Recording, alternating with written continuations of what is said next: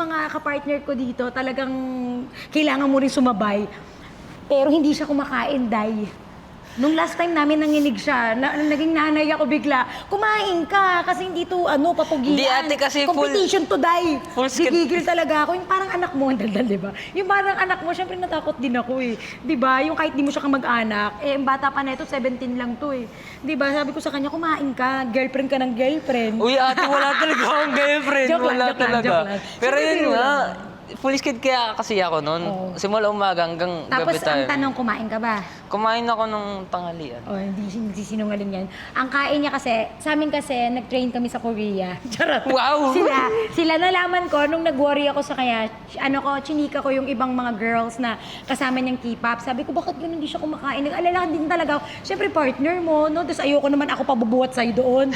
Alam mo yun? Imbis na ako yung bubuhat, siya yung magbubuhat sa akin. Diba? Pagka sabi niya, yung pala, ang training pala ng mga Koreano sa ibang bansa, hindi pala talaga kumakain. Hindi ko naman din alam. Kaya pala, ang lakas ng resistensya niya talaga. Pero yung last na rehearsal namin, bumigay. Ibig sabihin, tao ka. Hindi ako diba? robot. Hindi ka Ayun robot. kasi. Hindi kasi Lord. Kailangan mo pahinga. Si Lord nga nagpahinga na ikapitong araw, ikaw pa kaya? Ayan, binaybulan na kita.